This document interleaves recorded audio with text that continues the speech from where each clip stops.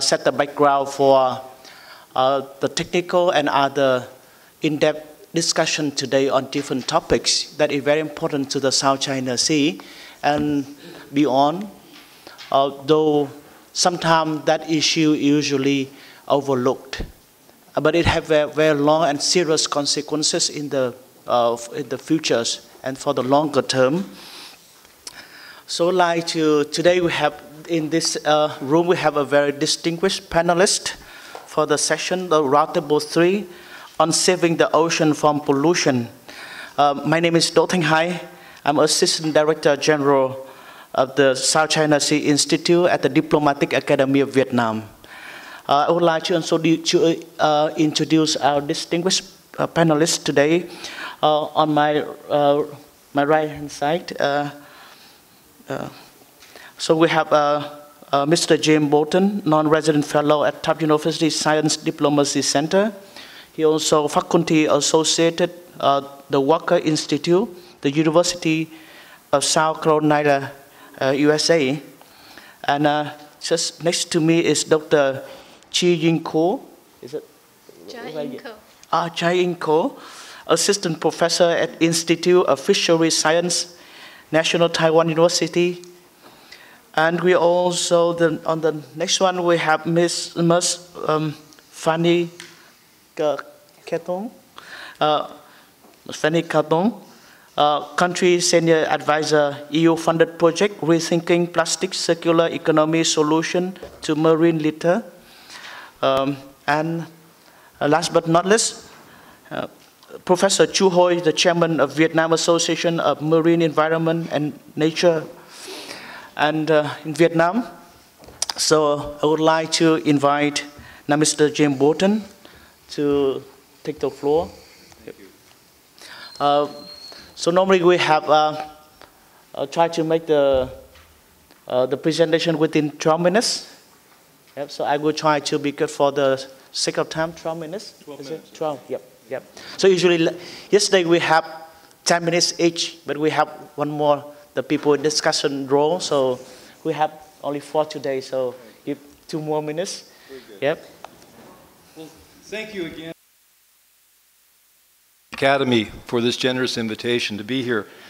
As an environmental policy writer, researcher, and longtime waterman from South Carolina, I have been humbly standing on the shoulders of marine biologists for a lifetime to get a better look at the oceanographic picture that we're unfolding in front of us today. In this sea of opportunities, uncertainties, threats, environmental degradation remains at the center of scientific conversation as increasing number of marine scientists sound the alarm about how to address the issues of acidification, biodiversity loss, climate change, destruction of coral reefs, fishery collapses, and marine plastics pollution, which I'm going to be addressing this morning. My focus in today's presentation is on marine plastics pollution, and I wish to offer 2 possible channels through science communication and science cooperation, or if you wish, science and diplomacy, coupled with the rise of what I call community citizen or citizen science that offers promise and solutions for our commons, our shared ocean. What's clear is that science pushes forward to understand marine plastics and its characteristics, but the gathered information needs to be accessible to communities wider than the scientific fraternity. So I want to present to you some definitions that are clearly important here, because I intend to outline this communication model between policy and science that is inclusive and elevates the literacy of a wider community to make informed choices. Now more than ever, scientists are sharing data and building incremental trust despite their national or geopolitical differences. Some of the definitions of science diplomacy: science can provide advice to inform and support foreign policy objectives. Diplomacy can facilitate international scientific cooperation. Scientific cooperation can improve international relations, and isn't that why we're gathered here? I'm defining science diplomacy as a practice that opens up sustained channels of communication and cooperation. So what I'm proposing in this is science in diplomacy model is that the environmental security issues we are facing are the transboundary character. Let me outline what's at stake.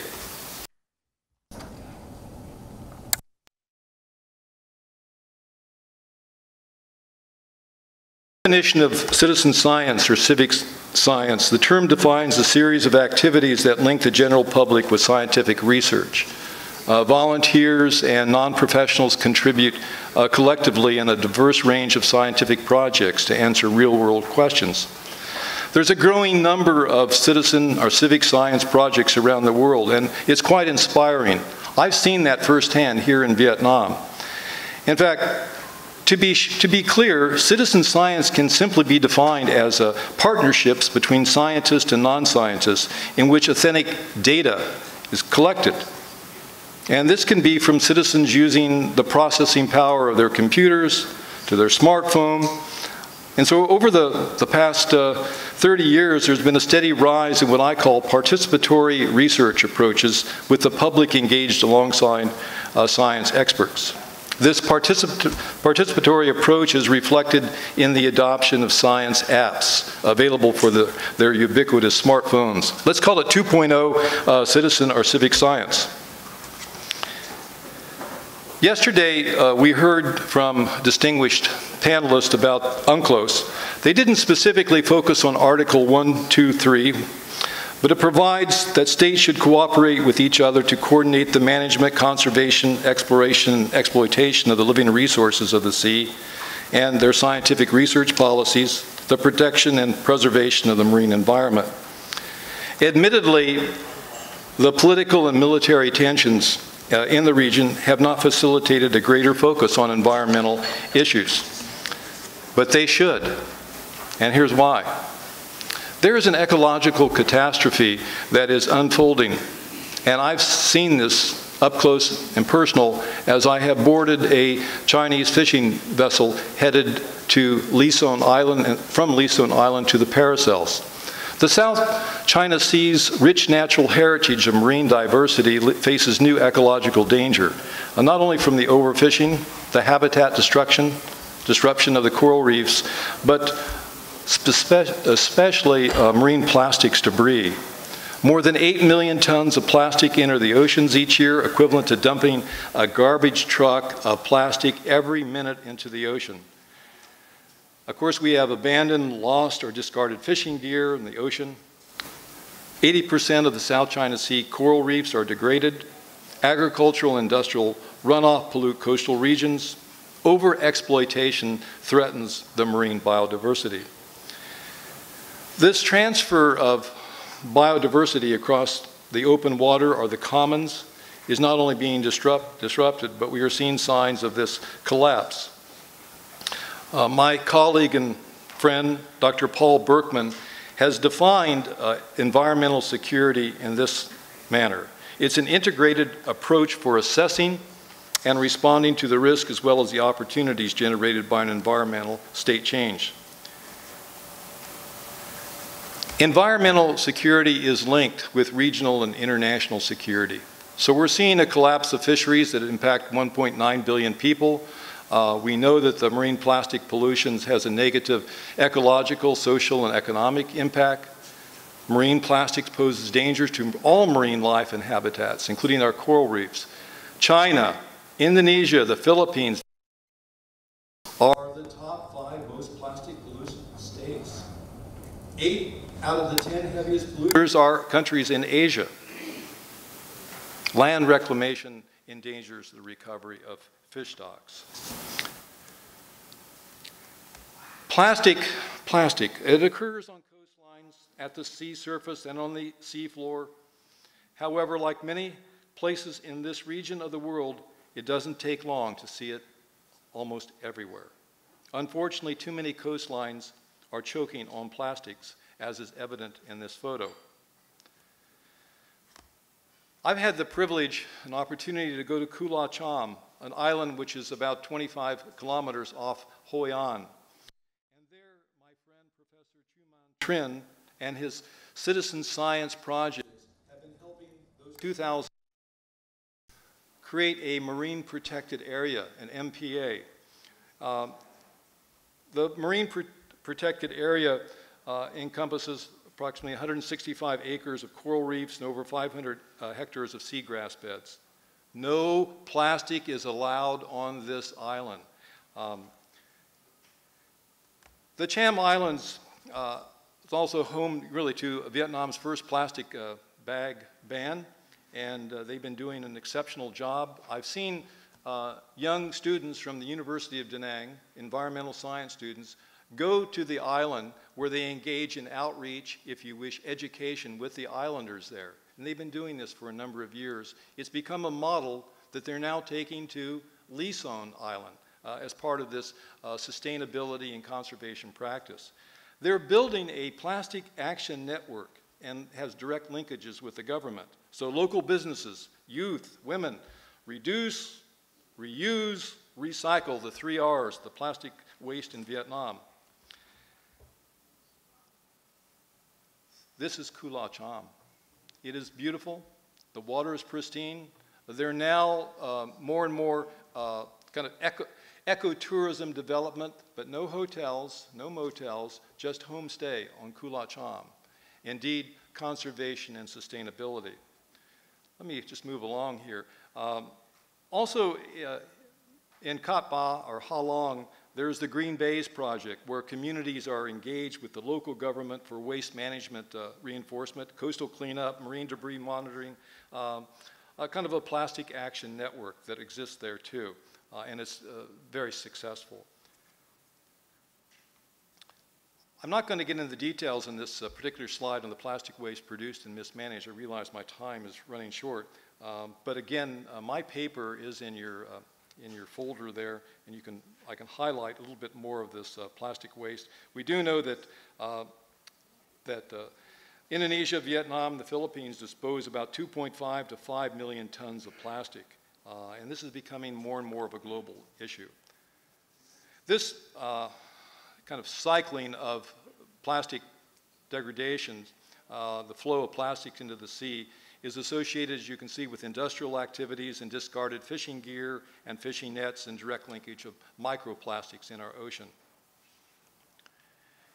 And again, in this chart, we can see where does the plastic waste come from. I've already highlighted that millions of these metric tons of plastic are coming here from Southeast Asia and China. Marine pollution recommendations. I think we're seeing a coordinated plan among the public and the state. We're securing the involvement of consumers, producers, policymakers, inhabitants, tourists, all of them becoming much more mindful of a kind of a clean seas campaign which is urgently needed. We also see this in terms of the international coastal cleanup campaigns. Okay, enter science diplomacy, where indeed we're trying to foster a marine environmental conservation cooperation, and to my knowledge, we're seeing this dialogue taking place among marine scientists in ASEAN, certainly, and China included. In fact, on a very quiet basis over the last year, China has been hosting dialogue workshops engaging other claimant nation scientists to talk about the pollution issues, the degradation of the coral reefs. We're seeing those signs of science cooperation. And I'm quite hopeful about that because it provides the parties involved in the South China Sea disputes with a rational and kind of transparent way to avoid the worst while looking for the best. This chart, in terms of citizen science action steps, just examine the flow chart here for a moment. You can see that it addresses community-wide interest. It needs to ensure that the quality data, of course, through these interactive technological techniques are clearly transparent. Marine science programs now range from online projects to observation and cleanups along beaches and shorelines. The Mekong Delta is under siege from rising sea level, climate change issues. So there is the Mekong Environment Forum, and I'm pleased to share with you that 2 years ago, that I was responsible for co-founding the Mekong Environment Forum, where we're going out into the communities and engaging the local farmers and fishers about conservation and sustainability issues. Through the smartphone, through the internet if you wish, we're seeing more opportunities for young people to be engaged in this case, marine debris tracking. There's a marine debris tracker that's available as a free downloadable science app on their smartphones, so that is being utilized. There are so many citizen science projects. As you can see, I've outlined a few here for your review. And I'm one of the people that believes that Facebook can be used in a constructive scientific manner, and we're seeing evidence of that. Not only in terms of crowdsourcing, where shared data is transferred between the scientists and the student volunteer, but also impacting the collection of data. There are a number of South China Sea recommendations, but I think what we're doing right now is seeing the unfolding and encouragement of multilateral science surveys, for sure. My good friend John McManus has proposed an International Marine Peace Park. That's going back over 20 years. Some of my marine biologist friends here certainly know John's work and effort. The reality is that at the end of the day, this is the ocean that we all inhabit. We want it to be clean. We are all in this together. Our oceans are life and our future. Let's do everything to protect them. Thank you very much. Thank you. Thank you, James. I think that is wonderful presentation, and thank you for bringing up the concept of citizen science. And we start from the magnitude of the problem we are facing, but also it comes from the complexity and also the natures of the complexity, the problem we are facing that not many people understand. But we need, the involvement of the public, because with only the role of government, it could be impossible to do so. So to be the next, I would like to invite Dr. Chia-Ying to give a presentation. Yeah. Good morning, everyone. I'm Zhang Ko from National Taiwan University, and it's my pleasure here. And today I will present our work on multi-year micro-ocean litter observation and try to let you know how we use the backward tracking simulation to understand and to explore where so much litter came from. So in the beginning, I need to emphasize again the importance of our ocean. So one person in European Commissioner for Environment, Maritime Affairs and Fisheries have said that forests are our planet's green lawn, but oceans are its blue hearts. It's now up to all of us to keep this blue heart beating. I think these sentences are simple, but they are quite strong, right? So I think James already explained a little bit about the ocean litter impact. And here I would emphasize again for the biological threats, especially for the habitat change and loss. And I think from the picture and video, you are very often to see the ingestion and entanglement from both the terrestrial and the marine species. And as a nature science, we also worry about accumulation of toxic substance in the food chain. And also because the ocean litter floating in the ocean. So we think this litter also provide opportunities for species to travel and leading to introduction of invasive species from one country to another one. And this may happen for the following consequence to impact the nature and to impact the ecosystem, especially the native ecosystems. And I think most of you are not really worried about biological threat, but most of you may worry about a lot of the economical threats. So that's why here I also show you our evidence for why the ocean litter is so important for us to consider. And so when you see the cleanup costs are staggering, and especially you can see the example we show here in the United States and in the Asia Pacific region. So you can see here some, very small. So here are some values for the cost to remove the waste. And also, except for the removing waste, you can also see in UK, they actually have another problem about the fishery. So the litter not only affect environment, but also affect our life. That's why here I show the ecosystem service. So it's not, again, the ocean litter is not the environmental issue, but also it's very highly related to the ecosystem service that supply the human life every day. And so why we focus on the ocean litter? Because in Asia, we have the rapid population growth and economical development. However, awareness of the importance of ocean litter is limited. So to develop an essential strategy for resource stewardship through the assignment of resource property rights to maintain potential co-benefit is needed in the South Asia area. But the quantity and final destination of ocean litter, which jointly affect neighboring countries due to their shared water and ecosystem, remain unknown. So that is why here we together to discuss this problem in the South China Sea area. So now I will show you some of our observations in Taiwan. So you can see all kinds of the plastic bottle along beach. I think it's not only happened in Taiwan, but it happened everywhere in the world. So do you know where they are from?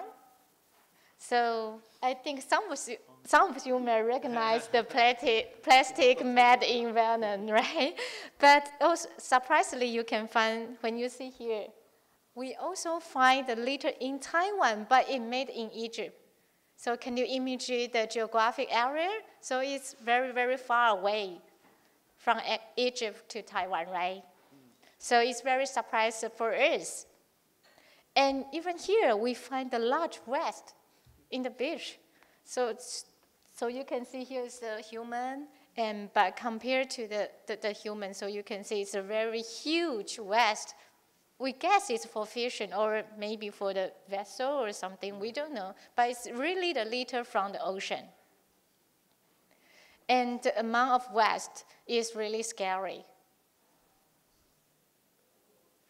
So why we focus on the South China Sea? Because South China Sea is the Philippine, New Guinea, Indonesian coral triangle. So as a scientist, as a nature scientist, as a biologist, so I'm very worried about the marine biodiversity, especially we have a very unique marine biodiversity in this region. So that's why in our research, we focus on the Dongshan Island, which is, the distance is around 415 kilometers from Taiwan. And we try to look at what happened here. And why we look at the Dongshan Island, because we can make sure that all of the litter on the beach is from ocean. Because all of the litter, if we produce on the island, we will package it and send it back to the Taiwan directly. So we can really estimate where and how much the ocean litter came from.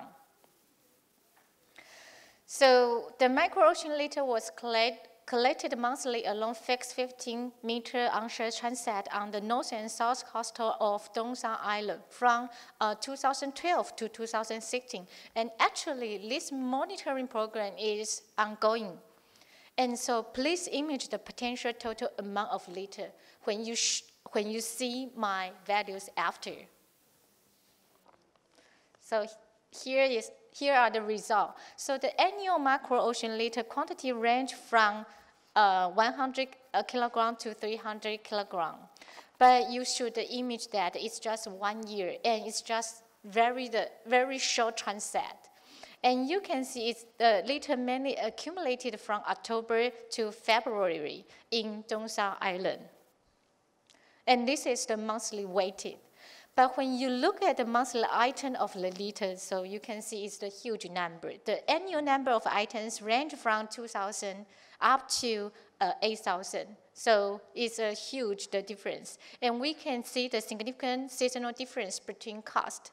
And so, but you can try to think about, so what happened here? That is because the ocean current and wind to make the difference between the different cost area. And most of the litter we find is in an undegraded form. So that means the litter did not travel very long. So they still have you can really recognize what they look like. And also we find a lot of fishing gear, shoes, styrofoam, and of course the plastic bottles. So here is some statistic analysis you can find in comparison of annual and monthly micro-ocean litter composition. And styrofoam was the primary source in the Dongsa Island. So you can see the orange, blue, and the gray area. So it's occupied a huge proportion in the pie chart. So when you look at the monthly variation, and the y-axis is the percentage. So you still can find the styrofoam and plastic bottles together account for more than 16% of the monthly composition. And so after we know the amount of the ocean litter, and based on the barcode system, we try to recognize where this ocean litter came from. And finally, we find the majority of litter came from China and Vietnam, around 15% to 63% each month. Sorry about that. But we also find that Taiwan, Japan, and Korea was tied for third. So do you know what this means? That is because even though actually we produce the ocean litter, but we affect ourselves.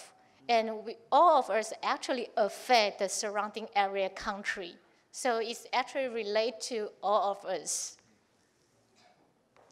And so except for the observation, we also want to try to use the model simulation to see if we can really estimate where the litter came from and how long they will travel in the ocean.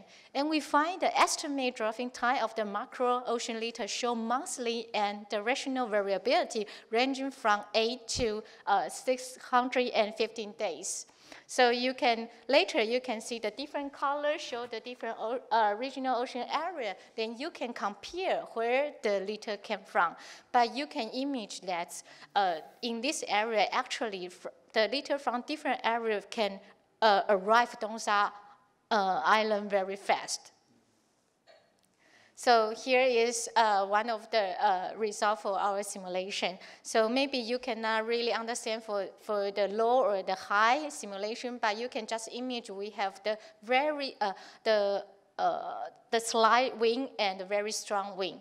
And if we face the slightly wind, so the Western Philippine Sea and the South China Sea will predict to be the two main external source of litter. But when we face the strong wind in Dongsa Island, the Taiwan Strait was an additional major potential source of macro-ocean litter. So I hope you can understand this map very easily. So here's the map, and we show the different color for the oceanic area, and you can compare the bars here. So it's very clear when you compare the color, it's very clear for you to see the different litter origins among different months and from the different area. But one of the things we want to show you again for the very important and notable thing is the model result indicate that some litter remain in the northern South China Sea throughout the year and will never drive back to the land or to the surrounding area, which is the purple area. So do you know what does this mean? So that means some of the litter will continue to stay in the ocean, and from the big one and become the smaller one and become the microplastic, and then going to the seafood, and then finally we eat that and actually accumulate in our body. So this is another thing we want to mention here. So the summary is in the South China Sea, there is a huge quantity of macro-ocean litter from the sea surface to the depth of 1 meter, including items discarded from land as well as sea vessels. The model simulation showed that the ocean litter was primarily from neighboring countries. Some litter remained in the North-South China Sea through the year, which can derive subsequent effect.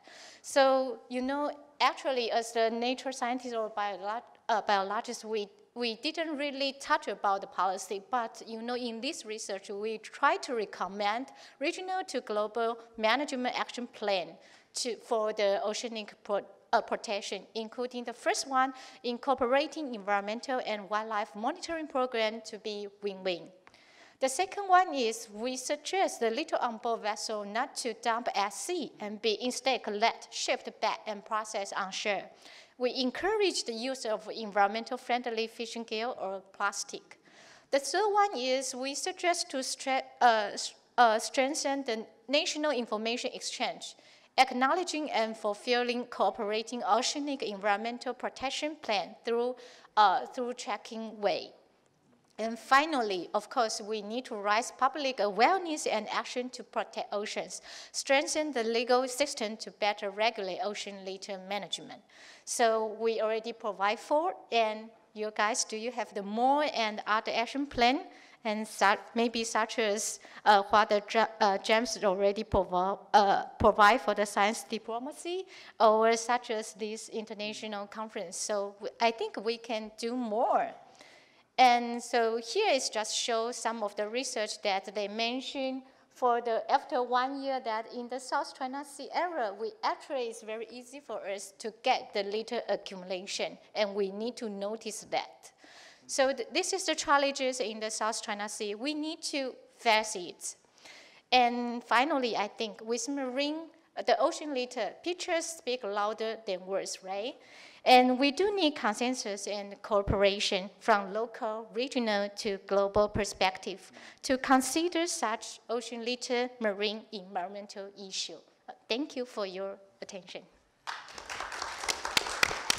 Thank you, Dr. Chia-Ying Ko. I think it's very good time management, and I think it's very important that your presentation bring up, you know, we are facing is not only some kind of threat we are often talk about, but you know, the biological threat. But the important thing is that it's transnational. It's not stay only one country, but it's come from one to another, and we are all affected. So with that, I mean, come from the survey from one region, we were sure that the problem is the regional, and we not only need, you know, some solution from the regional country, but also from higher levels as well. Next, I would like to invite Ms. Fanny Quertamp.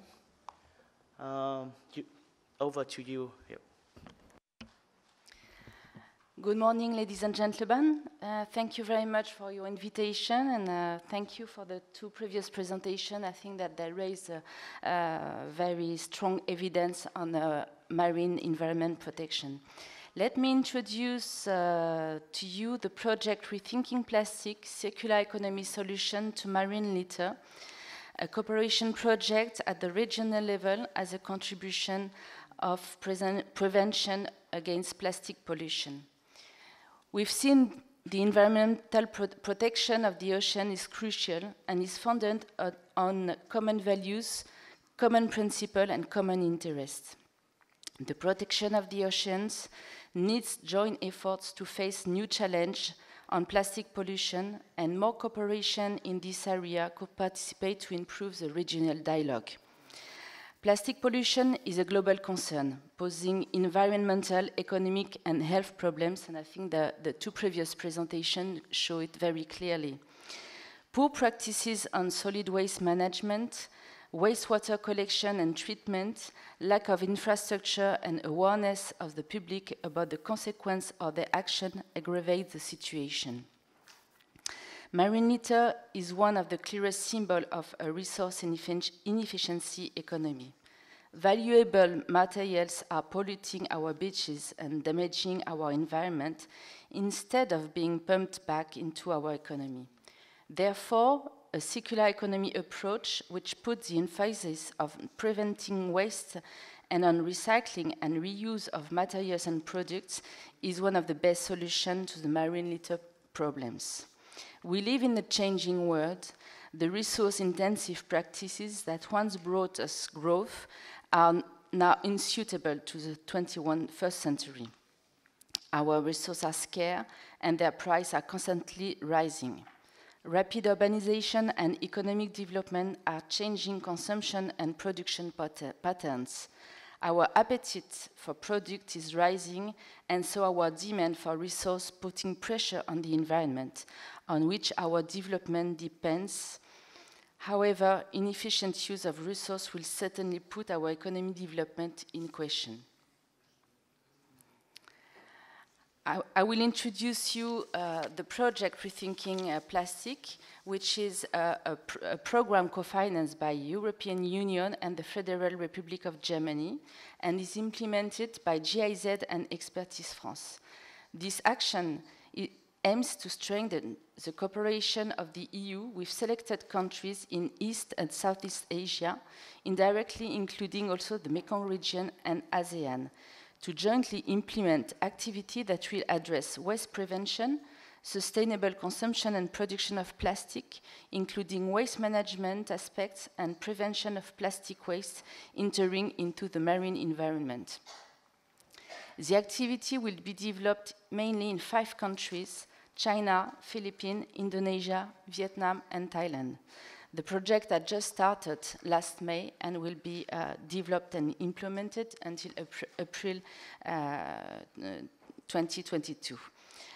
This action will support bilateral and regional policy dialogue with relevant countries in the region on trade, environment, tourism, aquaculture, and fishery, and will exploit the opportunity they offer for promoting sustainable consumption and production of plastic and preventing marine litter.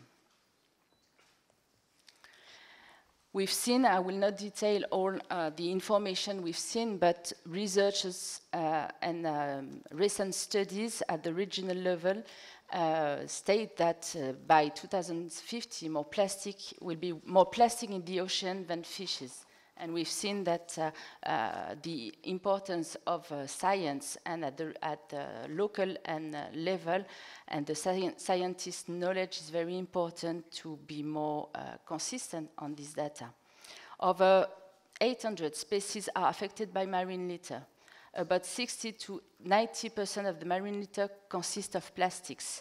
And we've seen in some examples the typology of these plastics. This comes from 20% of sea-based and 80% of land-based sources. We can also face a rapid growth of single-use plastic, even in production and consumption, and some new challenges is to find sustainable alternatives to single-use. We also face inefficient waste management system in these developing countries and mismanaged waste pollution even for air, soil, water, and of course oceans.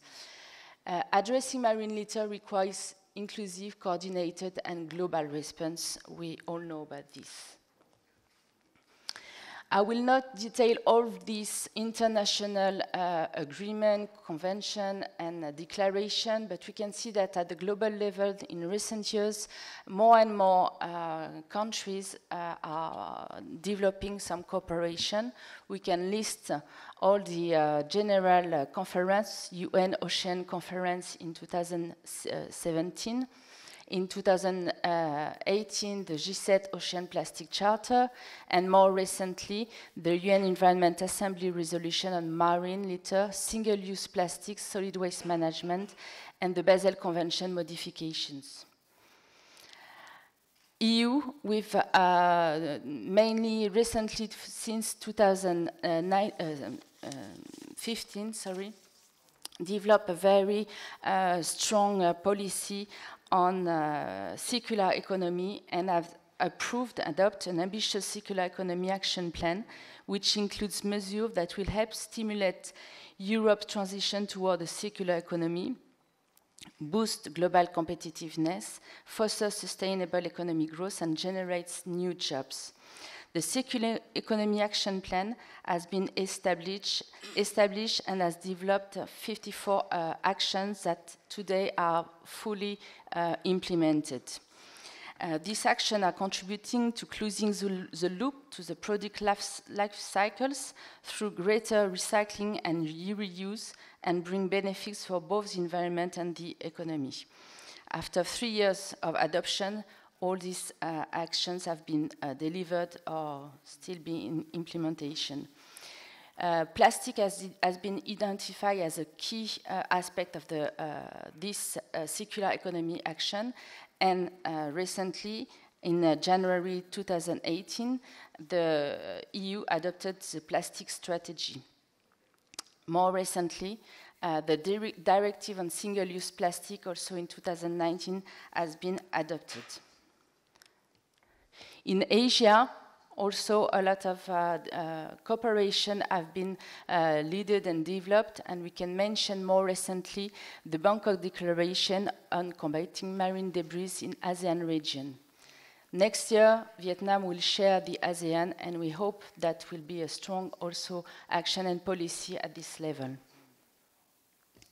I come back more directly to the project. The project, so I already mentioned, is to support the transition toward sustainable consumption and production of plastic, to strengthen EU cooperation with the different countries in the region in the area of circular economy, plastic waste, and marine litter reduction. We have mainly 6 areas of action. The first one is a policy dialogue between EU regional organizations and partner countries in East and Southeast Asia concerning plastic production and management in the different areas: environment, fisheries, and industry. The second activities and component of this project is to implement activity on managing plastic waste, including extended producer responsibility and other schemes for packaging and plastic products following the waste hierarchy. Today in Vietnam, because more precisely in Vietnam, there is a regulation on e-waste to encourage a producer to be more responsible on their waste. But unfortunately, the implementation is still facing a lot of challenges, so the project will support the development of regulation and mechanism on the EPR mechanism, especially for packaging. Currently, there is an initiative supported by 9 main big groups as Coca-Cola, Nestlé, Nutri-Food, and so on, who has launched an alliance called PRO Vietnam, and will support the development, the regulation, and pilot project on this aspect. We will work closely with the Ministry of Natural Resources and Environment, and more especially the Legal Affairs Department, to promote and to develop a regulation, and hopefully to implement this mechanism in Vietnam, especially on packaging. Packaging mainly on 3 products: aluminium, carton, and plastic, and on the PET bottles. So this activity will need also to be linked strongly with the solid waste management policy, and not to give the best success for the implementation of the EPR. The third activity is to implement activity for sustainable consumption and production of plastic, including design for reuse and recyclability, standards for plastic recyclates, and as well alternative to plastic, and the use of microplastic in products. For this activity, we will work mainly with the Ministry of the Industry and Trade, with developing a national action plan on sustainable consumption and production, and we will work on the alternative for plastic bags that the Prime Minister in Vietnam is encouraging to ban in the next few years. The fourth activity, I think, is really linked to our topic, is to work on the reduction of the litter from sea-based source, and we will work with the Ministry of Transportation and Vina Marine to improve the port reception facility to encourage and to develop the mechanism of collecting, transport and treating the waste coming from the ships in the industrial port in Vietnam, and we will work in Ho Chi Minh City port. We will also have some initial research and support for fishing for litter schemes, marine litter from fishing gears, and we will work with the Ministry of Agriculture and Rural Development to encourage and to develop such of initiative. The last activity will be the increasing awareness of public authorities and citizens in different fields. I will not go into details of the activity that we will develop. We will have some advisory service, and we will develop 3 pilot projects in the main area of activity that we have developed. We just launched our Inception workshop last week, and next week will be the regional project launch in Bangkok with all the countries, and we hope that we also can share the best practices within these 5 countries and to promote the dialogue and to join effort with all the countries. Thank you very much.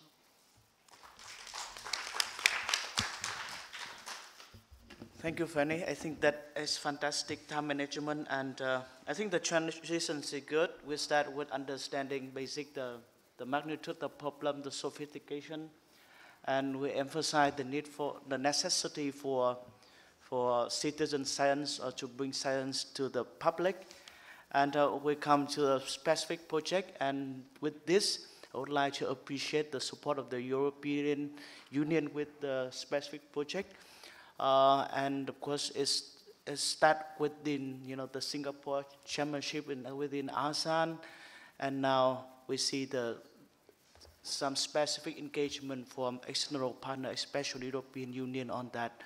And of course, I hope that you will feel a bit relieved that there's some kind of action already taken, something on the ground, so that we start to contribute to reduce the seriousness of the problem we have, because it cannot be solved one day, one night, but we have to work on that from now. And we come to the next one with the Professor Nguyen. And Professor, the floor is yours. Thank you, Mr. Chairman, ladies and gentlemen. I can speak English, but I would like to take opportunity to speak my mother language in the international conference which hosting in Vietnam. Because yesterday I saw most Vietnamese using the mobile phone, and now I would like to be balancing, you can use mobile phone. Yes, so thank you. Tôi thì đi đề cập đến một cái lĩnh vực rộng hơn chút, tức là cái vấn đề môi trường ở Biển Đông. Trong đó ô nhiễm là một khía cạnh. John Borton thì đã nói về cái tiếp cận ngoại giao khoa học và khoa học công dân để giải quyết vấn đề ô nhiễm ở Biển Đông. Hai bạn thì đã nói về một cái chuyên đề rất sâu, kết quả nghiên cứu cũng như dự kiến của một cái chương trình triển khai tác động đến Biển Đông về rác thải biển, plastic. Đối với tôi thì tôi đề cập đến những nhận diện những vấn đề ở môi trường Biển Đông là gì, và tôi tiếp cận theo hướng tức là xử lý nó bằng những cái tiếp cận giải pháp xanh. Và đây cũng là một cái màu xanh của hòa bình. Cái tiếng Việt chúng tôi xanh hòa bình, tức là cái màu của peaceful color, cũng là blue. Thế cho nên là đấy là cái ý nghĩa của vấn đề mà chúng tôi muốn đề cập. Thì chúng ta biết rằng là trên cái hình ảnh này thì chúng ta thấy rằng là Biển Đông là một khu vực rất giàu tài nguyên thiên nhiên. Đặc biệt là nhìn từ góc độ kinh tế biển xanh, blue economy đấy, thì chúng ta thấy rằng là cái cũng rất là giàu về cái nguồn marine natural asset, tức là cái nguồn vốn thiên nhiên biển. Trong đó chúng ta nhìn đây là có dầu khí, phải không ạ? Chúng ta nhìn thấy rất rõ là có dầu khí. Rồi ở đây chúng ta nhìn thấy có băng cháy, gas hydrat, metan, rồi cái tiềm năng phát triển du lịch, các hệ sinh thái, phát triển thủy sản, rồi tiềm năng phát triển du lịch. Và và cảng biển cũng rất lớn ở trong khu vực này. Bên cạnh đó thì không chỉ là giàu về tài nguyên thiên nhiên mà khu vực này còn đóng vai trò rất quan trọng và có cái vị trí địa chính trị rất lớn và đóng vai trò trung tâm trong cái kết nối Ấn Độ-Thái Bình Dương trong cái sáng kiến gần đây của hai cái khu vực đại dương lớn. Và chính bởi thế cho nên là cái Biển Đông ấy, thì được xem như là một cái trọng tâm của một cái vùng mà đang có những tranh chấp nhiều bên và kéo dài và đang tác động tiêu cực đến cái hoạt động mà hợp tác liên kết giữa tất cả các quốc gia ở trong cái khu vực Biển Đông này. Đây là một cái bối cảnh mà chúng tôi muốn nhìn vấn đề môi trường, vấn đề tài nguyên, vấn đề chủ quyền ở trong khu vực này. Nó là ba mặt của một vấn đề. Nó khác ở những các cái vùng biển không có tranh chấp. Giải quyết vấn đề môi trường và hợp tác để giải quyết vấn đề môi trường nó dễ hơn nhiều. Thì đấy là cái mà chúng tôi muốn nhấn mạnh. Bên cạnh đó thì về mặt môi trường cho đến nay ấy, thì về cơ bản có những cái đồng thuận là có 3 nhóm vấn đề nổi lên rất là lớn mà nó liên quan hoặc là hậu quả của vấn đề môi trường hoặc là tự nó cũng gây ra những vấn đề môi trường. Đó là thứ nhất là cái ô nhiễm ở vùng Biển Đông này là đáng lo ngại. Cái thứ hai là đánh bắt quá mức, nó kèm theo cả về đánh bắt bất hợp pháp IUU. Cái thứ ba là cái tình trạng hợp tác trong quản lý giữa các quốc gia, vì chúng ta biết rằng môi trường biển là vấn đề môi trường xuyên biên giới, transboundary issue. Thế nhưng mà nó lại không được quản lý theo cái cách tiếp cận gọi là intersector, liên ngành, liên cơ quan, liên quốc gia, cho nên đây cũng là cái khó khăn. Và chính vì thế cho nên chúng ta thấy rằng là Biển Đông là có 3 cái vấn đề, và đây là cái bản đồ mà có thể nói rằng là theo các cái tác giả Việt Nam là những cái tranh chấp và ở trên Biển Đông mà đang ảnh hưởng đến các quyền và lợi ích của Việt Nam trên cái khu vực này. Chúng ta thấy rằng nhìn từ góc độ môi trường của Biển Đông thì nó tác động bởi hai cái nguồn rất lớn. Cái thứ nhất là cái tác động của biến đổi khí hậu. Thực ra là nói là biến đổi của tự nhiên, cái tác động tự nhiên, nhưng suy cho cùng nó cũng là của con người. Cái thứ hai là tác động của chính con người và những các cái sự cố từ những các cái thiên tai, rồi cái nguồn lục địa, kể cả rác thải biển, rác thải nhựa, cũng như là các nguồn ô nhiễm khác từ đất liền đen bay sót, thì nó chiếm đến 80%. Cái nghiên cứu ở Việt Nam năm 2010 mà tôi làm điều phối của cái chương trình toàn cầu thì đánh giá thì thấy rằng là từ 50 đến 70% ô nhiễm biển Việt Nam cũng từ đất liền. Còn đâu là từ các cái nguồn trên biển, thì chúng ta thấy rằng rất nhiều các cái nguồn khác nhau nó cộng hưởng vào. Và nhìn từ ô nhiễm biển thì thứ nhất là cái ô nhiễm từ đất liền do các hoạt động của con người về công nghiệp, nông nghiệp, vân vân. Đây là những cái vụ mà năm 2016 ở Việt Nam là cả 4 tỉnh ở cái độ sâu khoảng 20 mét là 50% các rạn san hô là bị một cái keo phenol cộng với cyanua nó bao phủ và nó gây ra chết rất là nhiều cá. Đây là một cái gọi là cái sự cố, nhưng mà thực ra nó là một cái vấn đề an ninh môi trường rất lớn và nó nảy sinh là có những cái bài học cho Việt Nam. Thế rác thải nhựa thì chúng ta vừa mới nghe nói, khu vực Biển Đông thì nằm ở trung tâm của các cái vùng mà thải ra rác thải nhựa nhiều nhất trên thế giới, mà là cái kết quả của 192 nước đã được đánh giá trong thời gian gần đây. Và cái lượng rác thải thì các bạn vừa rồi nói chi tiết, tôi cũng muốn nói. Và đặc biệt nói về trong cái nhóm nguyên nhân về con người ấy, thì Biển Đông rất quan trọng là được cấu tạo bởi các hệ thống rạn san hô, cái coral reef. Đây là một cái hệ thống sinh thái, nó không chỉ là cơ sở để duy trì những cái ngành kinh tế dựa vào thiên nhiên như là thủy sản và du lịch sinh thái, mà quan trọng nó lại là những cái đảo mà đang có những vị trí chiến lược. Cho nên là bên cạnh cái lợi ích thì chính nó lại chứa đựng những đe dọa. Và chúng ta thấy rằng là cái việc tiến hành xây dựng đảo nhân tạo từ cái giai đoạn 2014 đến 2016 của Trung Quốc ở quần đảo Trường Sa và một số đảo ở Hoàng Sa thì đã gây ra một cái tác động rất lớn, phá hủy vĩnh viễn khoảng 1.500 hectare các cái đảo, để từ một cái bãi cạn rạn san hô tự nhiên xây thành các đảo nhân tạo và không bao giờ sẽ có thể thay đổi được. Và đồng thời là nó tác động đến, ảnh hưởng theo tính toán của Philippines là khoảng 4 tỷ đô la hàng năm do cái hiện tượng này gây ra. Và để lấy cát để xây dựng đảo nhân tạo thì Trung Quốc đã phải phá hủy 160 km vuông rạn san hô ở đáy biển Trường Sa để mà phun cát lên làm đảo nhân tạo. Và đây là những cái tài liệu đã được công bố quốc tế, và chính tòa trọng tài quốc tế trong cái 4 cái phán quyết thì cái phán quyết thứ hai là nói về cái sự phá hủy cái đảo nhân tạo vĩnh viễn môi trường ở Trường Sa. Đấy là một cái tác động con người. Và những cái tác động con người khác chúng ta thấy rất phổ biến ở trong khu vực này. Là cái nền đánh cá bên cạnh cái nghề cá thương mại thì trong khu vực này tồn tại cái nghề cá nhỏ, cái small scale fishery.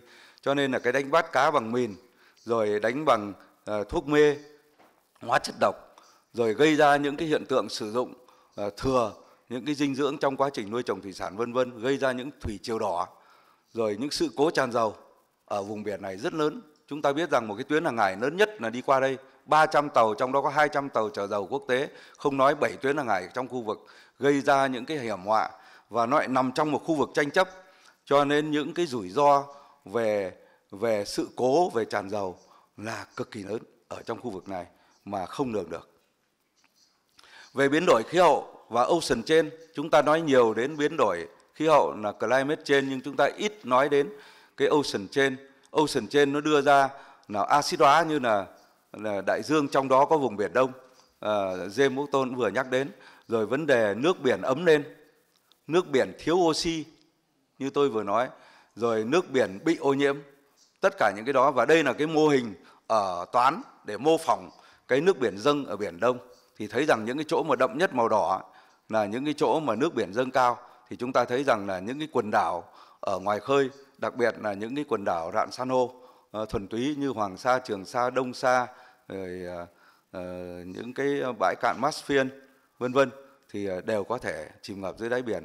Và những cái đồng bằng ven biển như là đồng bằng sông Cửu Long thì dự báo là sẽ ngập khá sâu và có thể là điển hình của thế giới. Đây là một trong 3 kiểu châu thổ điển hình trên thế giới.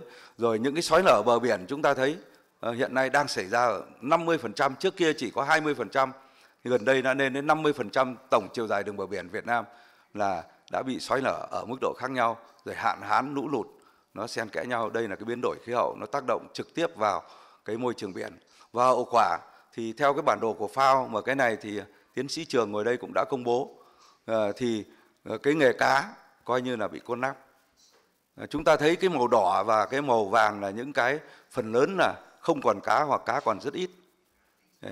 Thế cho nên là cái vấn đề Biển Đông đối với môi trường nó có tác động rất là rõ, và nó làm suy yếu toàn bộ khoảng 1,7 triệu ngư dân, 17,74 nếu nói chính xác theo cái tài liệu công bố gần đây, 1,74 triệu tàu thuyền, xin lỗi, và kéo theo là hàng chục triệu ngư dân của các nước nghề cá, là nằm trong một cái bức tranh rất là ảm đạm cho cái này. Số lượng các cái loài thủy sản là bị giảm sút, rồi cái đánh bắt bất hợp pháp trong khu vực vùng biển tranh chấp, nhiều cái khía cạnh của luật pháp quốc tế chưa đề cập đến. Đối với Việt Nam thì khi tàu thuyền Trung Quốc hay các nước vào, chúng tôi nói rằng bất hợp pháp, nhưng các bạn lại tuyên bố rằng một cách đơn phương rằng là đấy là vùng biển của các bạn. Cho nên trong một cái vùng tranh chấp, cái khái niệm về IUU cũng đang là một vấn đề rất rõ, nhận diện nó rất rõ, và cái này nó cũng cản trở rất nhiều đến cái đa dạng sinh học đã đành, mà lại đến chính cái hướng đến cái thiện chí để mà đàm phán hòa bình các vấn đề Biển Đông. Thế thì nhìn từ góc độ như thế thì chúng ta có nhu cầu ở cấp khu vực về các giải pháp xanh hay không? Nhìn trên cái bảng này thì chúng ta thấy hai cái xu thế, cái mũi tên đen là đi xuống, là suy giảm tình hình Biển Đông hiện nay, suy giảm các gì? Thứ nhất là các nguồn vốn tự nhiên của biển, hay nói cách khác là các nguồn tài nguyên thiên nhiên của biển nó bị suy giảm. Thứ hai là cái nguồn lợi hải sản là suy giảm rất rõ rệt. Riêng biển Việt Nam đánh giá năm 2017 là giảm 16% trữ lượng cá so với trước năm 2010. Đấy. Thế rồi vấn đề đa dạng sinh học biển nó mất rất lớn, là bức tranh rất là thảm hại. Rồi các cái diện tích các hệ sinh thái ở vùng ven bờ của các nước trong khu vực là bị thu hẹp, trong đó có Việt Nam. Vấn đề là gia tăng, cái mũi tên đỏ là cái gì? Gia tăng ô nhiễm và các sự cố môi trường, trong đó có tràn dầu. Ô nhiễm thì trong đó có ô nhiễm rác thải nhựa. Rồi cái suy thoái môi trường, tức là các hệ sinh thái không đủ khả năng phục hồi. nguồn lợi giảm khoảng 20 lần, từ 8 đến 20 lần so với năng suất đánh bắt khoảng những năm 90, thì đến nay cái năng suất đánh bắt là giảm từ 8 đến 20 lần. Cái tác động của biển từ đất liền là rất rõ, cũng như là các cái tác động của các cái biểu hiện về thời tiết và khí hậu của thiên tai rất rõ trong khu vực này.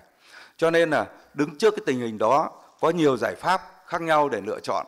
Trong đó có cái việc mà hướng tới giải pháp xanh. Chúng ta nhìn đây, chúng ta so sánh một cái bức tranh rừng ngập mặn, được mặc cái túi áo ni lông, áo rác thải nhựa, và một cái rừng ngập mặn được rất là healthy, và ở dưới này cái dạng san hô cũng tương tự. Và hậu quả này thì không chỉ ảnh hưởng đến đa dạng sinh học, đến môi trường, đến phát triển kinh tế bền vững, mà nó còn ảnh hưởng đến hòa bình, ổn định, thịnh vượng và cái tính bền vững của vùng Biển Đông trong tương lai. Vì vậy mà chúng tôi khuyến cáo là có 6 hành động chiến lược cần phải được thực thi để cái môi trường Biển Đông được lành mạnh. Thứ nhất là phải duy trì được cái nguồn vốn tự nhiên. Đấy. Cái thứ hai, phải bảo tồn được môi trường biển. Cái thứ ba, phải bảo vệ môi trường biển. Cái thứ tư là phải phát triển kinh tế hiệu quả và bền vững. Thứ năm, phải thực thi pháp luật ở cấp khu vực một cách tốt nhất. Hiện nay trong khu vực Biển Đông cũng là một trong nơi tôi cho rằng biểu hiện cái sự thiếu tôn trọng pháp luật, đặc biệt là luật pháp quốc tế. Cho nên đây là cái rào cản rất lớn trong cái hợp tác. Và cuối cùng là cái công tác truyền thông, nâng cao nhận thức, tăng cường năng lực. Việc xây dựng cái lòng tin chiến lược để mà hợp tác đối với những vấn đề ít nhạy cảm theo cái tinh thần của DOC trong khu vực cũng đang được tiến hành và được lựa chọn, nhưng rất vất vả. Tôi tham gia rất nhiều, tuần trước tôi cũng đi Trung Quốc đối thoại về vấn đề chọn những vấn đề ít nhạy cảm, thì 2 năm rồi cũng thấy rằng bắt đầu cũng chưa có những hành động cụ thể nào. Thế và những cái sáng kiến của khu vực về sáng kiến xanh thì cũng đã được khuyến khích. Thí dụ như hiện nay tôi cũng mới đi Philippines cách đây 3 tuần để họp ASEAN Trung Quốc về xây dựng một cái Marine Protected Area, tức là mạng lưới khu bảo tồn biển ở khu vực. Và cái sáng kiến như nãy John McManus nhắc đến của John McManus về cái công viên biển hòa bình, mà trước hết là thử nghiệm ở Trường Sa, cũng đã từ năm 1994 đề xuất. Rồi những cái vùng biển đặc biệt quan trọng về sinh học, sinh thái học theo cái Công ước Đa dạng sinh học CBD, rồi những vùng biển đặc biệt nhạy cảm về môi trường, rồi theo Công ước Marpol, rồi đang xây dựng một cái cơ sở dữ liệu đa dạng sinh học trong khu vực Biển Đông thì bắt đầu khởi động, hiện nay bắt đầu khởi động, và cái ô nhiễm rác thải biển vân vân là những các cái hướng cụ thể ưu tiên. Cái hành động quan trọng nhất đối với cấp khu vực là chúng ta quan tâm là cái tuyên bố ở cái hội nghị thượng đỉnh ASEAN Trung Quốc lần thứ 20 về bảo vệ môi trường biển và ven bờ trong khu vực Biển Đông giai đoạn 2017-2027 đã được ký ở Philippines vào năm 2017. Và trong đó thì hai phía đều muốn xem xét thông qua sắp tới một cái kế hoạch hành động khu vực về bảo vệ môi trường của Biển Đông.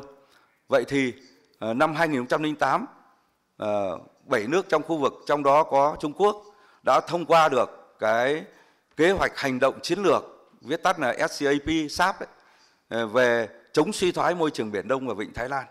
Thì tôi cho rằng nên, với cái tinh thần của ASEAN mới này, thì nên rà soát, mở rộng, cập nhật cái chương trình này để thành chương trình hành động của khu vực. Và tôi cho rằng là nếu như khu vực chỉ tập trung hợp tác thực hiện được cái kế hoạch hành động này, tôi cho rằng cũng không cần hợp tác nhiều cái dự án quá nhỏ nữa, là đã rất mang tầm khu vực và rất lớn, và lại có sự tài trợ của Quỹ Môi trường Toàn cầu và UNDP và UNEP.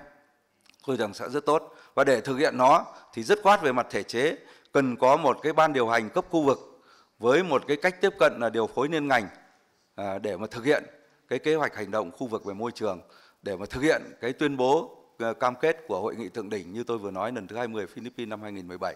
Và đấy là những cái mong muốn của chúng tôi, và chúng tôi muốn nhấn mạnh rằng để thực hiện được cái đó trong bối cảnh một vùng biển tranh chấp, mặc dù là vấn đề môi trường ít nhạy cảm, nhưng cũng đòi hỏi phải đóng băng các tuyên bố chủ quyền.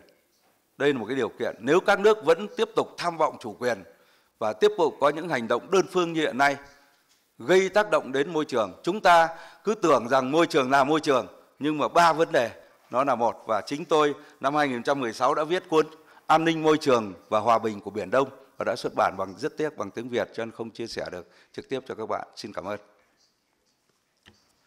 Thank you very much, Professor Chu Hoi. I think I'm a political scientist, but I learned a lot from the panelists, and I think that it's very important to Professor Chu Hoi that show not only the nature of the problem, the magnitude of the problem we are facing, but also the causes of the environmental degradation in the South China Sea and beyond. And I think that is good to be emphasized the interrelated natures of the traditional and non-traditionals as well. Also about the involvement of different kind of factors, natural factors, also the human factors, from the land-based, also the sea-based waste that will affect us. And we have some time. I think we have about 20 minutes, quite substantial time for Q&A. And now I would like to open up the floor for questions from the floor.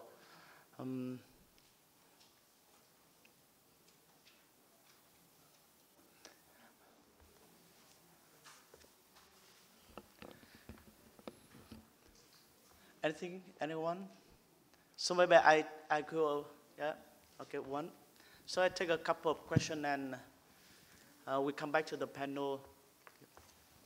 First of all, thank you very much, the panelists, for your very interesting presentation. So I have one question for Mr.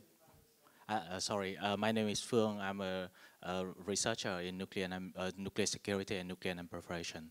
So I have a question for Mr. Borton. So I think that your concept of citizen diplomacy is very interesting. But I think it's rather applicable for a rather mild environment, for a heavily contested region like the South China Sea. So what's your opinion on how you can call for cooperation from different partners, from China, from Taiwan, from Vietnam, on the cooperation to, for example, to the cleanup of plastic over the South China Sea, when those areas are disputed in terms of sovereignty between those players. Why I ask that question? Because most of the panelists mentioned about the plastic problem. But I'm doing research on the potential risk of the floating nuclear power plant that China is planning to deploy to the South China Sea. That is also an environmental risk to the South China Sea, and it will be very, very difficult to deal with if you approach that problem as just a cooperative aspect, because that's a heavily disputed aspect. So what's your opinion on that? Thank you. Thank you for that very complex question. You know, science is a shared language. And the conversations that I've been having over the last couple of years from the Philippines to Malaysia, Indonesia, and certainly here in this beautiful country of Vietnam, I've decided to extend that conversation to Chinese marine biologists, certainly in the past, aggressively, the last 6 or 8 months. And I think because there is a shared language, there is this common theme that indeed the ocean, Mother Ocean, is suffering.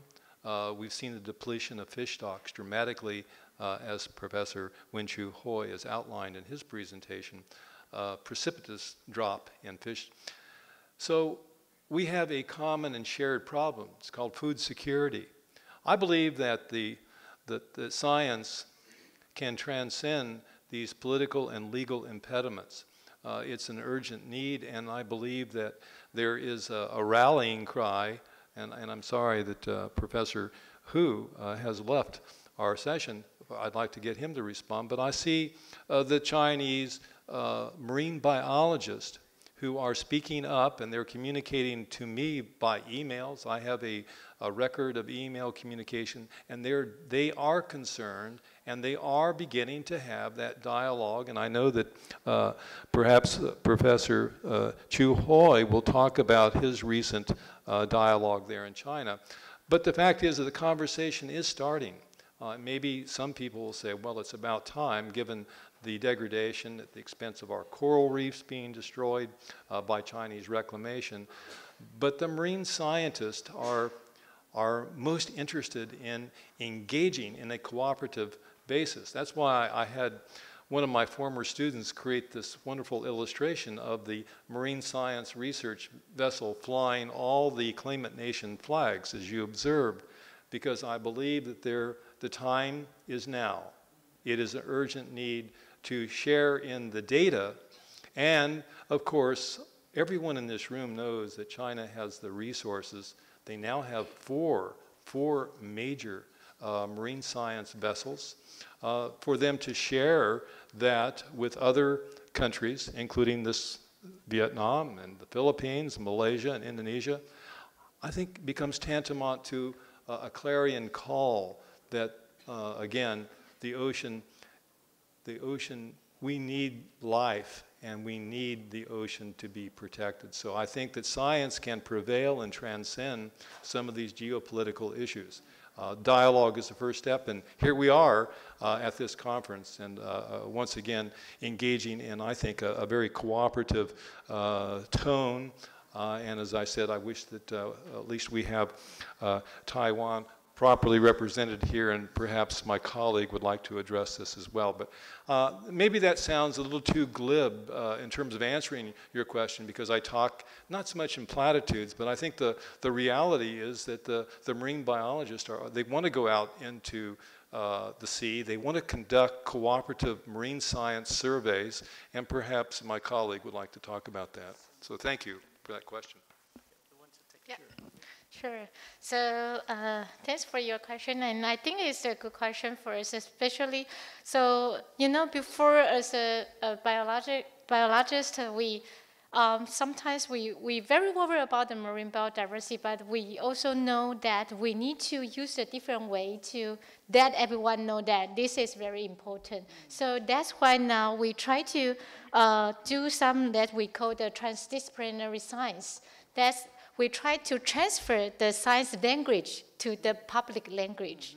And that's also why when I mentioned the biological threat, so everyone maybe think, oh, so if fish is gone, so maybe no one really care, or if, especially any specific fish, everyone just care about the seafood, like that.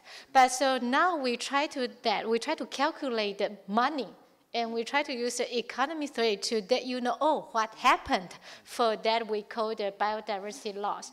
So as a scientist, we try to do our best to change our language to the common language, and to let everyone understand this kind of the situation. It's not only the problem for the science, but it's actually the problem happened for the public. And also, I agree that the ocean data is not only the plastic. So, but just because we want to know the origins, so that's why we use the barcode system. But all of us as scientists agree that the marine pollution is not only the plastic issue, but also it's a lot of issue happen in the ocean, especially like in Taiwan, we also face the oil pollution. So for the vessel, and this is also another environmental issue that we really need to fix that, and we really need to consider about. So now I think I'm very happy that in this kind of the, I would say the diplomatic international conference, they also try to raise the environmental issue and try to invite the scientists to involve this kind of international conference to let you guys know it's not only the scientific problem, it's actually the different problem that all of us need to find a solution to try to solve this huge and this globally environmental issue. Thank you for that. Actually, it's for us when we organize the conference, it's a lot of thinking about how to to deal with the problem at hand. So of course, over the last 10 years, I must say that the security political agenda is dominated. So we mostly talk about the claimants dispute each other about the land features, about the maritime jurisdictions and other part of that. And gradually we also recognize, a lot of the problem, the pollution and so the fishing and other economic activities as well, that also the thing, a lot of a very serious problem we're dealing with. And that's the reason why one part we try to integrate it, and we think that we need an interdisciplinary approach, because the problem we're facing is not just about the traditional but also non-traditional issues. Of course, other issues are not on the agenda yet, the terrorism, and also natural disaster and other part. And of course, we also make an improvement this year that we don't use Borton anymore. So we learn from you guys, and also we try to translate it into that small activities and small act, try to contribute to the common work. And of course, thank you very much. And do need, the top leader understand science in many ways and understand the issue, because without not only the leaders, also the people, because without understanding that, it could not get into the policy, it could not get into actions. Anything else? Any question from the floor? And of course, maybe I would avail myself the opportunity of the chair to ask question to our distinguished panelists. Here that I found that there's some obstacle for the cooperation, because of course you mentioned about the dispute, the sovereign dispute, so maritime dispute, and the trust among the claimants, among the country territories is not there for corporate. And one of the things is that the asymmetry of capabilities. Some countries have a lot of capabilities to explore the ocean and to understand, and other countries will be reluctant because they have very little capacity to understand what are they doing. And even joint exploration, for example, you don't have the capacity to do so. So that how we overcome that? I mean, the asymmetry, the disparity of the capacity to doing so.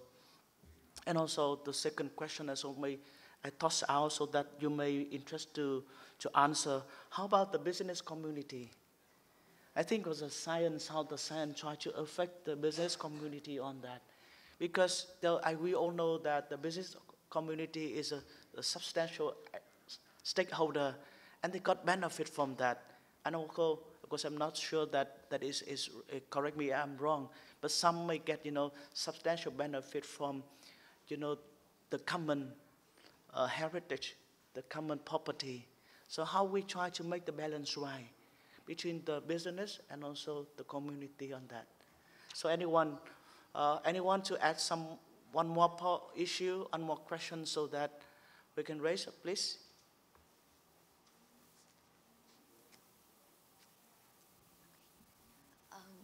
Thank you. Thank you, sir. Thank you, the panelists, for... Introduce yourself, yeah? Yeah. My name is Nguyen, and I am from the Diplomatic Academy of Vietnam.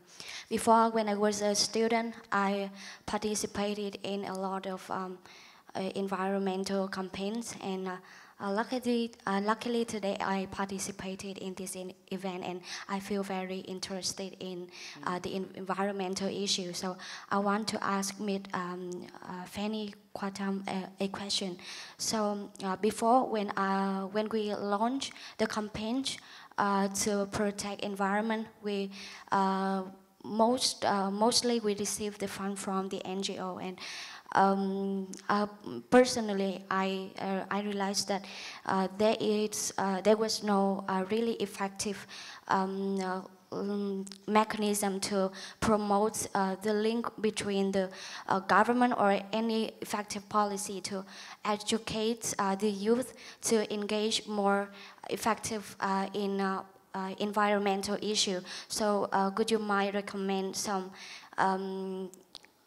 some ways, some solutions to better educate the youth awareness, as well as to link better the link between the environmental organization, the government, to the youth in the process of protecting the environment. Thank you. Yep. Thank you very much. So one, Fanny, and other questions. So you can pick up anything you can discuss. Yep. And just one issue that also I want anyone can comment on the external actors in that, especially the European Union on that. How about other? US maybe just care about the strategic competition. How about you bring the US and also other Japan, New Zealand, other part into that? Because I think that is important. That is not just about the strategic competition. We have something to protect here. Yeah. Yep. Fanny, you go first. Yeah, perhaps I will try to propose some and to discuss with you about that. First, I would like to come back to the scientific knowledge. Last time during the ASEAN also working groups, the scientific knowledge has been identified as the first gap that need to be addressed to understand in a better way for each country the cause. And I think that is very important to address this issue, to understand exactly what are the main causes, and so then we can identify the responsibilities. And we can, when we identify the responsibilities, I think that this image shows that some bottles come from here, come from there, so everybody is responsible, and the science can help with the facts to identify where are the responsibilities. Responsibilities on the business, for example, for packaging, responsibility for consumers. We are all responsible also of our own waste. So I think that scientific knowledge will help to understand the cause, to identify the typology of the plastic, also to support also alternatives. So it's very important to address, and the facts will help also to promote discussion among the different countries. So it's the first part. I think that plastic pollution, I talk about this topic, is a very complex issue, and also is very linked to scientific and chemicals information and scientific information. So it's very difficult to raise awareness directly to the population. So we are working on that, and I think there is a very interesting program actually in Vietnam launched by the French embassy to improve and to train the journalists and the media to discuss and to make this scientific information as a common language. So we can make some interview with very brilliant experts, but sometimes it's very difficult to communicate what they are doing and their own result to the population. So I think it's a part of the public awareness. I can see that 3 years ago in Vietnam, for example, we don't speak too much about plastic pollution. Environmental issue, yes, but for plastic pollution, we can see that the last 3 years is booming. So I think that the first level of the message of the alarming situation and the impact is there. And now we can go to another step and have more target audience group and have a specific campaign to be addressed. And for that we need to identify, we need to know where are the cause and what are the main impacts. I think that we need to see what will be the most impactful and most efficient.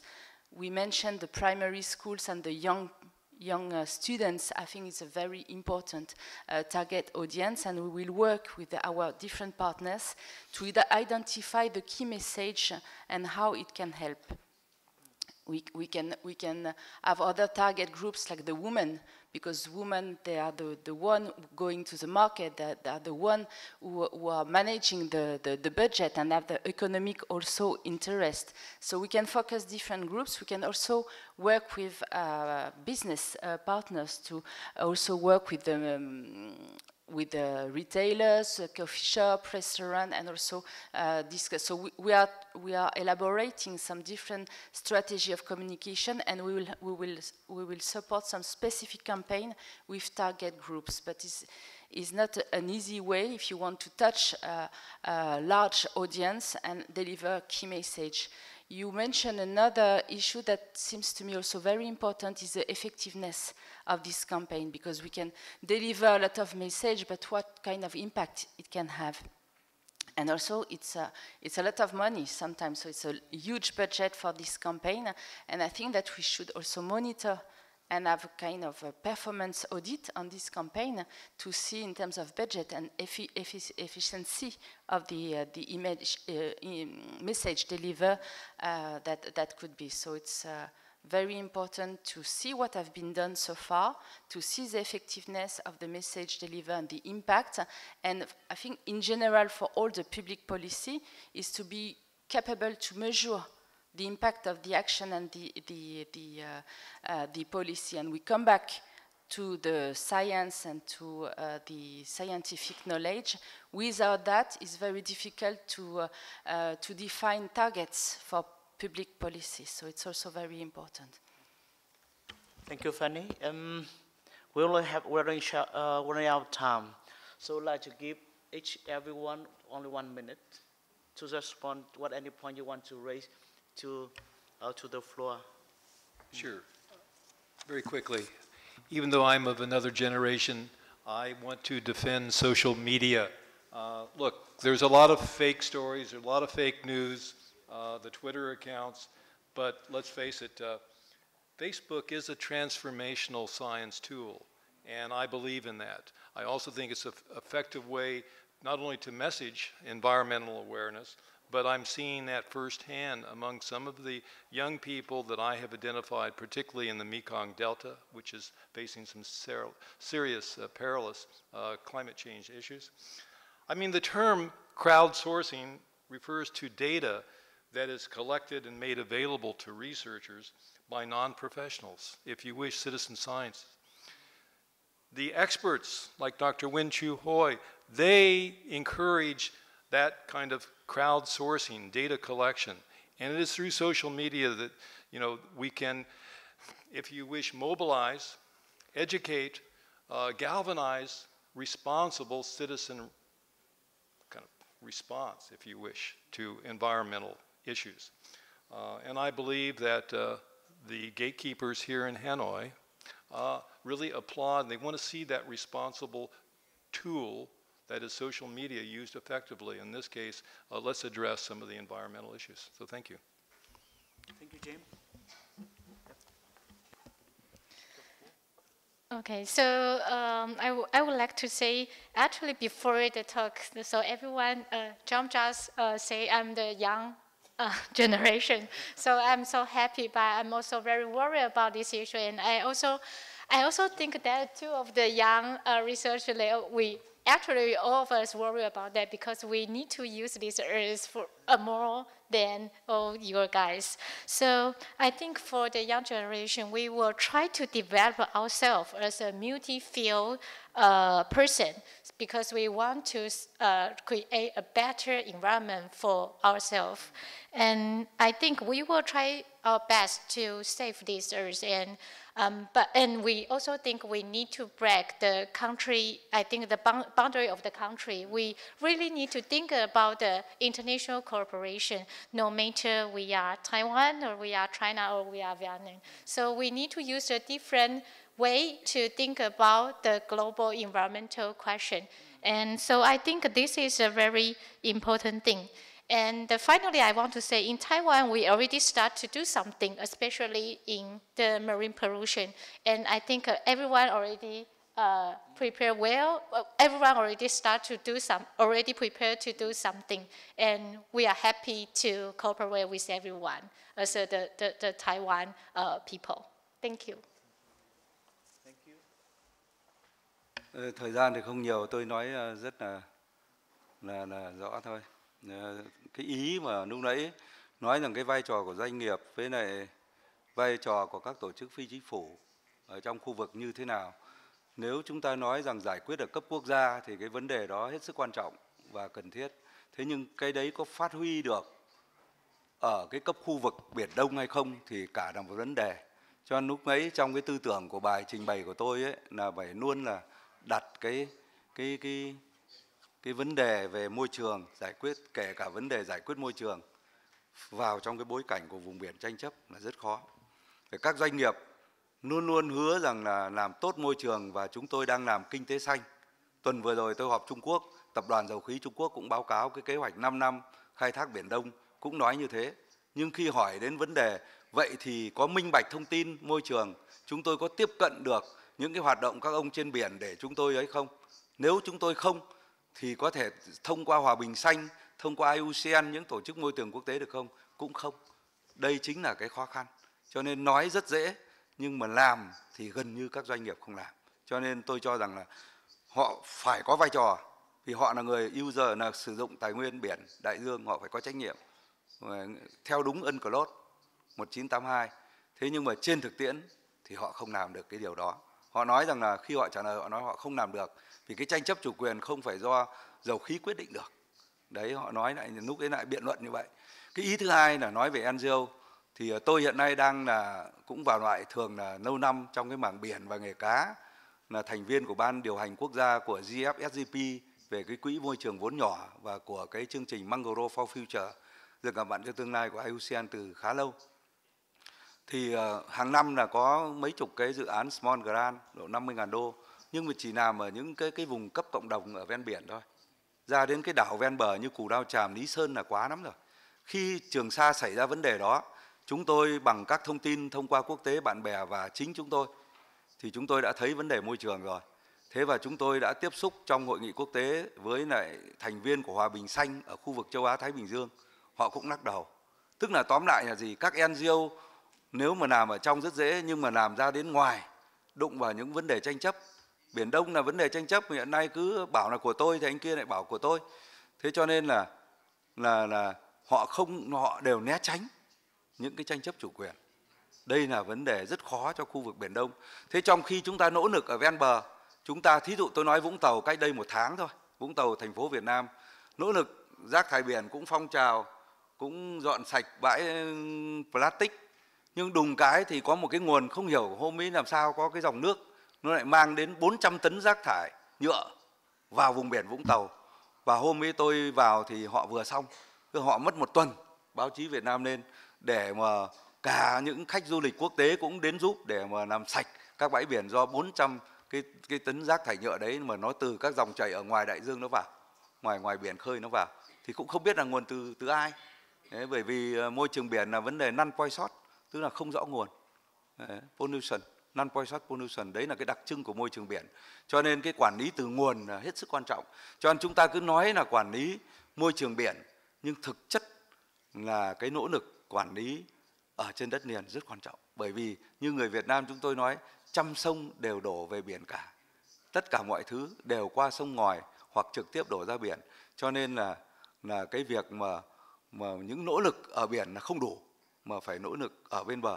Chính vì vậy trong trường hợp của South China Sea này, Biển Đông này, thì cái nỗ lực của các quốc gia ở ven bờ là hết sức quan trọng. Bởi vì nếu họ nỗ lực thì họ sẽ ngăn chặn được cái nguồn ô nhiễm từ nguồn, và như thế đã giải quyết được khoảng từ 50 đến 80% các cái nguồn ra gây ô nhiễm cho Biển Đông. Đấy nói riêng về vấn đề ô nhiễm thì tôi cho rằng đấy là cái. Thế còn đối trên biển thì tôi rất là mong nhiều lần là các cái tổ chức quốc tế lớn là tham gia vào, nhưng họ đều né tránh. Thế trong trường hợp như vậy thì các quốc gia trong khu vực với trách nhiệm của mình theo UNCLOS 82 là phải có trách nhiệm giải trình. Hiện nay những cái trách nhiệm ấy không được. Khi mà bàn đến vấn đề ASEAN và Trung Quốc về môi trường thì tôi chỉ đọc được, nhiều khi tôi không muốn đọc. Tôi chỉ đọc được những tuyên bố về tinh thần thôi, là sẽ có khả năng hai bên sẵn sàng xem xét để thông qua trong thời gian tới một cái gì đó về môi trường ở Biển Đông. Nhưng sau đó không có cái cụ thể, không có ràng buộc trách nhiệm. Thế cho nên là lúc nào cũng sợ là binding, cái ràng buộc pháp lý. Cho nên là tất cả mọi cái là nó thiếu một cái thiện chí, kể cả về chính trị, cũng như là nó cũng không dừng cái tham vọng về chủ quyền. Thì vấn đề Biển Đông như nãy tôi nói cái thông điệp cuối cùng, một trong những điều kiện kể cả môi trường tài nguyên không giải quyết được nếu như không đóng băng các tuyên bố chủ quyền ở Biển Đông. Vẫn cứ để cái tham vọng và những hành vi đơn phương, hành động đơn phương thì không thể giải quyết được. Xin cảm ơn. Thank you very much, Professor Chu Hoi, and also all the panelists. And I have to say again, it's a very enlightening and very educational sessions that I learned. And of course, it's not a summary, but I think that as we start with the literacy, we have to understand. Of course, as science, we have a lot into that. And of course, it comes up with the responsibility, and it's not about the government, also everyone to feel a responsibility to the problem we are responsible for. And later, I think that we have to come to some kind of priority, because you all know that we have environmental degradation is not the only issue that we are facing, but whether we can prioritize it, or maybe the national security issue, like the boundary other part, the international law, of course, the requirement for us for cooperation, but it all depends on our priority. If we don't put the priority, so I think the little action that we'll face.